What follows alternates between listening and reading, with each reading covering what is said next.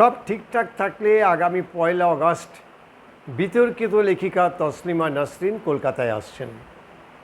দেখুন, তসলিমা নাসরিন কলকাতায় আসা না আসায় খুব বেশি কিছু যায় আসে না, কিন্তু যেটা সবথেকে বড় একটা বার্তা যাবে সেটা হচ্ছে যে ধর্মনিরপেক্ষতার কথা বলে বছরের পর বছর কংগ্রেস, সিপিএম, তৃণমূল তারা ভোটের ফয়দা লুটেছে, সেই ধর্মনিরপেক্ষতার মুখোশটা ছিঁড়ে পড়বে।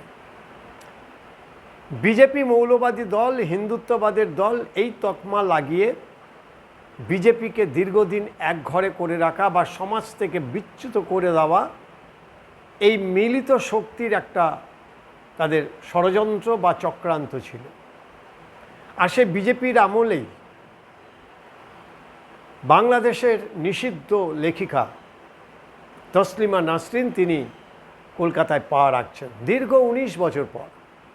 আমাদের বেশ মনে আছে 2007 সালে তাকে কেন্দ্র করে কলকাতায় দাঙ্গা হয়েছিল এবং 1 ঘন্টার মধ্যে তাকে কলকাতা ছাড়তে হবে এই নির্দেশ জারি করে তৎকালীন পশ্চিমবঙ্গ সরকার এবং তথাকথিত ধর্মনিরপেক্ষতার যারা ঠিকা নিয়ে বসেছিল বামফ্রন্টের মুখ্যমন্ত্রী বুদ্ধদেব ভট্টাচার্য। যদিও দেশ ছাড়ার সিদ্ধান্তের কথা তারা কেন্দ্রীয় সরকারের উপরে চাপিয়ে দেয়, কিন্তু তসলিমা নাসরিনের সবথেকে প্রিয় শহর কলকাতা তাকে ছাড়তে হয়েছিল চোখের জলে। কেন জানেন? তিনি একটি বই লিখেছিলেন, সেই বইটির নাম হচ্ছে দ্বিখণ্ডিত। বাংলাদেশের লজ্জা উপন্যাস লেখার পরে তাকে বয়কট করা হয়, তাকে নিষিদ্ধ করা হয় এবং লেখিকাকে দেশ ছাড়তে হুমকি দেয় মৌলবাদীরা, তাকে হত্যার ষড়যন্ত্র পর্যন্ত করা হয়। এরপর ইউরোপের বিভিন্ন জায়গায় তিনি ঘুরে বেড়ান, শেষ পর্যন্ত দিল্লিতে তৎকালীন কংগ্রেস সরকারের দয়া দাক্ষিণ্যে তিনি দিল্লিতে কোথাও গা ঢাকা দিয়ে থাকেন, অন্তরালে থাকেন। পরে 2004 সালে তিনি কলকাতায় আসেন। 2004 থেকে 7 সাল পর্যন্ত কলকাতায় তিনি ছিলেন। ঠিক সেই সময় এই দ্বিখণ্ডিত বইটি কলকাতা থেকে প্রকাশিত হয় এবং তারপর লণ্ডভণ্ড হয়ে যায় গোটা কলকাতা। মৌলবাদী মুসলিমরা তারা কলকাতাতে রীতিমতো দাঙ্গা বাঁধিয়ে ছাড়ে। মুসলিম ভোট হারানোর ভয়ে বামফ্রন্ট, বলা ভালো সিপিআইএম, তড়িঘড়ি তাকে কলকাতা ছাড়তে নির্দেশ দেন। তিনি আবার ফিরে যান দিল্লিতে এবং সেখানে গিয়ে তিনি ঘরবন্দি অবস্থায় ছিলেন। এরপর প্রণব মুখোপাধ্যায় যখন রাষ্ট্রপতি হন, তারপরেও তার আর কলকাতা ফিরে আসা হয়নি।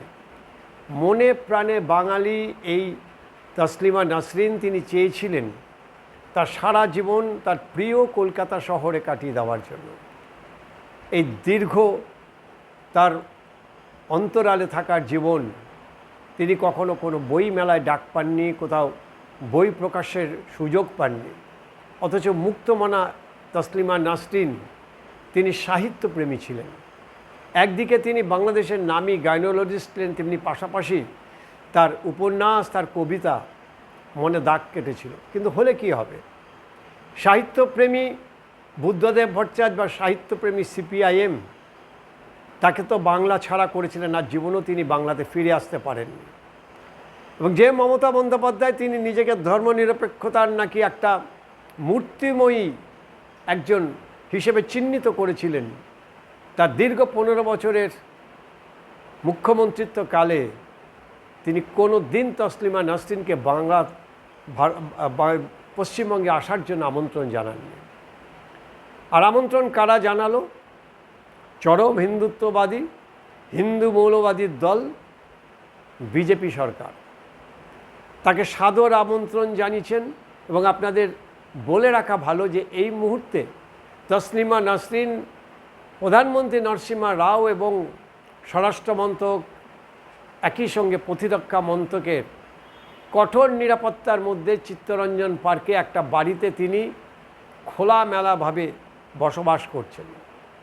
তিনি নিজের কাজ তিনি নিজে করছেন, তার সাহিত্য, তার কবিতা তিনি বিকশিত করছেন বিভিন্ন জায়গায়, বিভিন্ন সাহিত্য মেলা, বই মেলাতে তিনি যাচ্ছেন।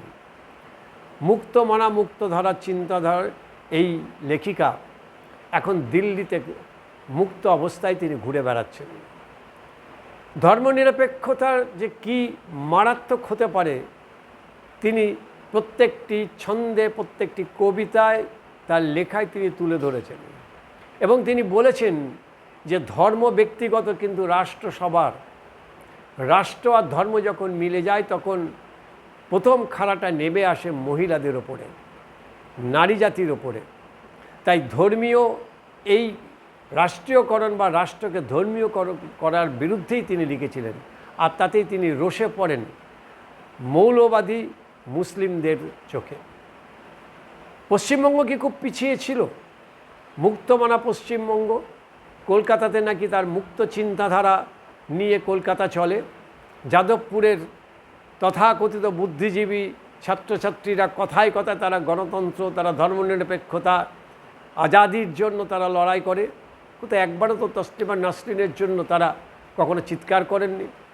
তারা তো বলেননি যে তসলিমা নাসরিনকে কলকাতায় ফিরিয়ে আনুন, তিনি এখানে বসে নিজের মনে, আপন মনে, নিজের খেয়ালে তিনি রচনা করুন। তিনি ময়দানে ঘুরে বেড়ান, তিনি ব্রিগেডে ঘুরে বেড়ান, যেখানে খুশি সেখানে ঘুরে বেড়ান। তার প্রিয় জায়গার নাম ছিল রবীন্দ্র সদন সাহিত্য একাডেমি।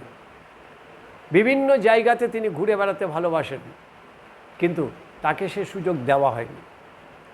অবশেষে তার এই যে কলকাতার প্রতি যে প্রেম, যে প্রেমকে তিনি বুকে চেপে রেখেছিলেন দীর্ঘ 19 বছর, 2007 থেকে 2026, এবার সেই সুযোগ তিনি পেয়েছেন। এবং এটাই সবথেকে আনন্দের খবর যে সুযোগটা তিনি পেলেন সেটা হিন্দুত্ববাদী বিজেপির হাত ধরে। কারণ এখন পশ্চিমবঙ্গে বিজেপি সরকার এসছেন, মুসলিম মৌলবাদীদের আস্ফালন এখন আর নেই। মুক্ত চিন্তাধারা, মুক্তমনা তসলিমা এখন কলকাতায় ঘুরে বেড়াবেন, নিজের মনে আপন খেয়ালে ঘুরে বেড়াবেন। তার দিকে কেউ বাঁকা চোখে তাকানোর সাহস পাবে না, কারণ রাজ্যের মুখ্যমন্ত্রীর নাম শুভেন্দু অধিকারী। 1 আগস্ট রবীন্দ্র সদনে তিনি একটি বই প্রকাশন এবং একটি সাহিত্য অনুষ্ঠানে তিনি আসছেন। আমরা বাঙালি হিসেবে তাকে আমরা সাদর অভ্যর্থনা জানাবো। আমরাও চাই বাংলায় কোনো রকম ধর্মীয় গোঁড়ামি যেন না থাকে। তসলিমা নাসরিন যে কথা বলেছেন সেই কথা অক্ষর অক্ষরে সত্যি, আর তাই তো ঘোষা হয়েছে হিন্দু মুসলিম সমস্ত মৌলবাদীদের যারা ধর্মকে রাষ্ট্রীয়করণ করে বা রাষ্ট্রকে ধর্মীয়করণ করে, মহিলাদের ওপরে তারা নির্মম অত্যাচার আনে মহিলাদের গৃহবন্দী করে রাখে, তাদের বাক রুদ্ধ করার চেষ্টা করে, সেই মৌলবাদীদের বিরুদ্ধে তসলিমা নাসরিনকে আমরা দেখতে চাই, এই পশ্চিমবঙ্গে দেখতে চাই। আমাদের দৃঢ় বিশ্বাস যে বিজেপি সরকার এবং শুভেন্দু অধিকারী তার সমস্ত রকম নিরাপত্তার ব্যবস্থা করবে এবং তিনি যেন সেই মুক্ত মনা, মুক্ত চিন্তাধারা নিয়েই এই পশ্চিমবঙ্গে থাকতে পারেন, তার ব্যবস্থা করবেন। শুধু একদিনের জন্য না, 1 মাসের জন্য না, যতদিন তিনি চাইবেন তিনি যেন কলকাতায় থাকতে পারেন, সেই ব্যবস্থা নিশ্চিতভাবে বিজেপি সরকার করবে, শুভেন্দু অধিকারী করবে। এই আশা বা এই তাদের উপরে আমাদের সেই আস্থা রয়েছে। Hats up to Narendra Modi, hats up to BJP সরকার। তসলিমা নাসরিন যিনি বিদেশে পর্যন্ত নিজের প্রাণ বাঁচানোর তাগিদে ঘুরে ঘুরে বেরিয়েছেন, কোনো দেশ তাকে আশ্রয় দেয়নি, আর দিল্লি তাকে আশ্রয় দিয়েছে। ফলে কারা সত্যিকারের ধর্মনিরপেক্ষ, কারা সত্যিকারের মহিলাদের সম্মান দেয়, সেটা চোখে আঙ্গুল দিয়ে দেখিয়ে দিচ্ছেন তসলিমা নাসরিন। আপনি আসুন, বাংলা আপনাকে সাদর অভ্যর্থনা করার জন্য ফুলের মালা নিয়ে দাঁড়িয়ে আছে।